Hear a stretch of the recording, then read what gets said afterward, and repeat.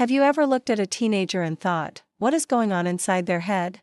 Why do they sleep until noon, argue with passion over the smallest things, and take risks that seem completely illogical? It's not rebellion for the sake of it, it's neuroscience. Welcome to the Brain Talk Sessions YouTube channel. Your journey to a healthier mind starts here, where we share psychology explained for everyday life. Today, we're diving deep into the fascinating, chaotic, and brilliant world of the teenage brain. Let's start with a foundational truth. The teenage brain is not just an adult brain with less experience. It's a brain that is actively under construction.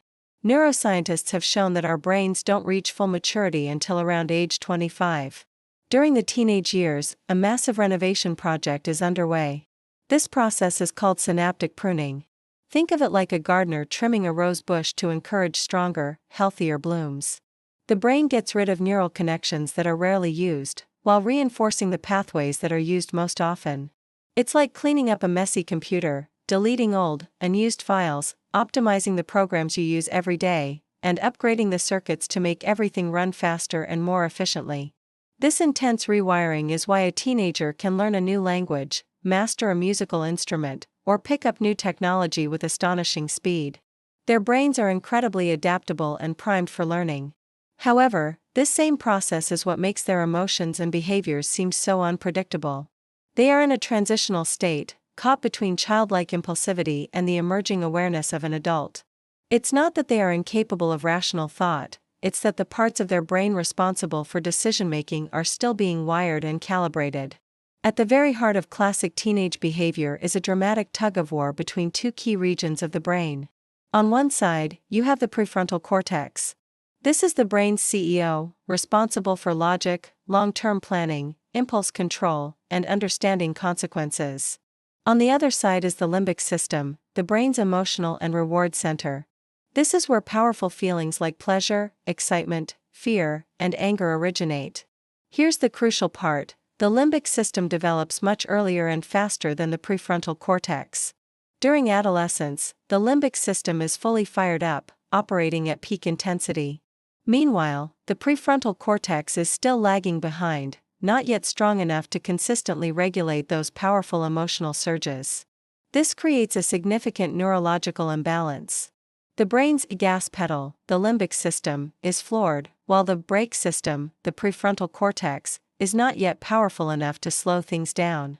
So, when a teenager takes a risky dare, gets into a passionate argument, or has an emotional overreaction that seems disproportionate, it's not a deliberate act of defiance. It's their neurology in action. They are experiencing incredibly strong emotions and impulses without the fully developed tools to manage them. This is why teens often act before they think, chase thrilling experiences, and feel everything, both good and bad, more deeply than adults do. This neurological imbalance is temporary, but it's a critical phase that fuels their energy, their passion for discovery, and their drive to explore the world, while also being the source of much of their confusion and conflict. Now, let's talk about the chemical that fuels this entire process: dopamine. Dopamine is the brain's feel-good neurotransmitter, released when we experience something pleasurable or rewarding. During adolescence, the brain's reward pathways become hypersensitive to dopamine. This means that every new exciting or novel experience, whether it's getting a high score on a video game, a new crush, or even a risky stunt, triggers a much more intense and pleasurable dopamine rush than it would in an adult. Teenagers aren't necessarily seeking danger just to cause chaos, they are biologically driven to seek stimulation and novelty. Evolutionarily, this had a major advantage. Our ancestors needed young, brave individuals willing to leave the safety of their tribe, explore new territories, hunt large animals, and take social risks to find mates. This innate drive for risk-taking was essential for the survival and advancement of humanity. In our modern world, however, that same biological programming can lead to less productive and sometimes dangerous choices. This can manifest as reckless driving, experimenting with substances, or engaging in impulsive behavior online. The key takeaway is that teenagers aren't broken, their brains are wired to learn through trial, error, and direct experience.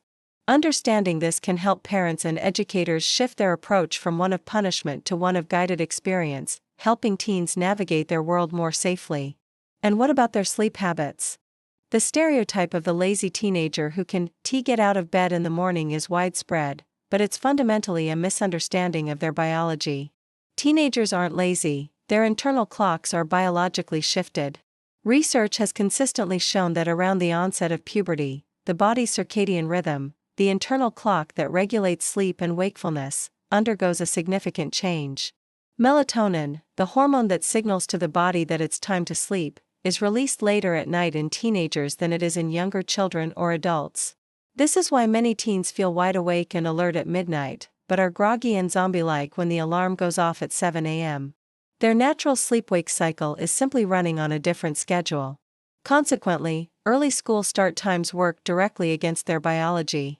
This clash leads to chronic sleep deprivation, which is linked to mood swings, difficulty concentrating, and reduced academic performance. Studies have shown that when schools implement later start times, students' academic performance improves, their mental health gets better, and there are even fewer car accidents involving teen drivers. For a brain undergoing such a massive and critical period of development, sleep is not a luxury, it's essential maintenance.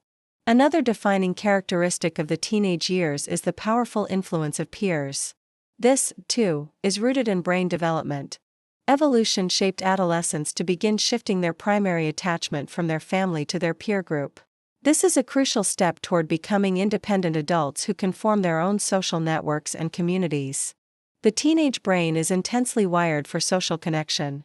Neuroimaging studies have revealed that social acceptance and peer approval activate the same reward centers in the brain that are stimulated by primary rewards like food and money. This is why fitting in and being liked by friends can feel euphoric, while social rejection or being excluded can feel absolutely devastating. The pain isn't just in their head, it's a real, neurological response. This powerful drive for peer connection is what fuels peer pressure, but it can also be a tremendous force for good. When teenagers are part of supportive, value-driven groups, like sports teams, music bands, volunteer organizations, or creative clubs, their brains reinforce healthy patterns of behavior and belonging. Understanding the power of peer influence isn't about seeing it as a weakness or a flaw. It's about recognizing it as a fundamental part of social learning, the brain's way of testing out identity, values, and one's place in the world. So, what is the role of parents, teachers, and other adults in this process? Teenagers don't need more rigid control, they need informed, empathetic guidance. Their brains are still practicing how to process complex emotions, plan for the future, and accurately evaluate risk. Adults who lead with empathy, rather than fear, are more likely to activate the learning centers of the brain, not the circuits for rebellion. When parents take the time to explain the reasons behind rules and boundaries, instead of just enforcing them through punishment, they help teens internalize moral reasoning. This teaches them how to think, rather than just what to do to avoid getting in trouble. Encouraging open dialogue, validating their feelings, and fostering critical thinking helps build the resilience and confidence they need to navigate the world on their own. The most important realization for adults is that what often looks like defiance is actually a brain saying, "I'm learning how to make my own decisions, and I need to practice." When parents and mentors shift from being controllers to being coaches, the relationship is transformed, and learning becomes a mutual, respectful process. But here's something truly amazing about this seemingly chaotic period: the same brain that is impulsive, emotional, and risk-seeking is also extraordinarily creative and innovative. Because their neural connections are so plastic and adaptable, teenagers can form new ideas, challenge assumptions, and think outside the box more readily than most adults, who often think within established frameworks. Adolescence is a golden age for imagination, art, and problem-solving. Their heightened emotional depth fuels powerful empathy, which can inspire social movements, profound art, and a passionate desire for justice. Many of the world's greatest inventions and cultural revolutions were sparked by young minds who were not afraid to question the status quo. Instead of trying to stifle this creative, emotional energy, we should nurture it by providing outlets through music, art, debate, and science, helping to transform raw emotion into meaningful innovation. Finally, one of the most powerful tools for any teenager is self-awareness. When teens learn about how their own brains are developing, it can be a game changer. It gives them a framework to understand their own stress, anxiety, and impulses. Techniques like mindfulness, journaling, physical exercise, and even simple deep breathing can help regulate dopamine levels and calm the overactive limbic system. When a teenager has the realization, "I'm not broken or crazy, my brain is just under construction," it can reduce feelings of shame and dramatically build emotional intelligence. This knowledge empowers them, turning confusion into control and transforming chaotic emotions into an opportunity for purposeful self-growth. In conclusion, the teenage brain isn't flawed or defective, it's a masterpiece in progress, preparing to become one of the most powerful, creative, and empathetic systems on the planet. Patience, empathy, and informed support from the adults in their lives are the essential tools that help it grow strong and healthy. Every experience, every mistake, and every success during these years literally reshapes the brain's wiring for life. These years aren't just a phase to be endured, they are the fundamental building blocks of adulthood. So, instead of asking, "What's wrong with teenagers?" a more productive and compassionate question is, "How can we all help this extraordinary, developing brain become everything it's meant to be?"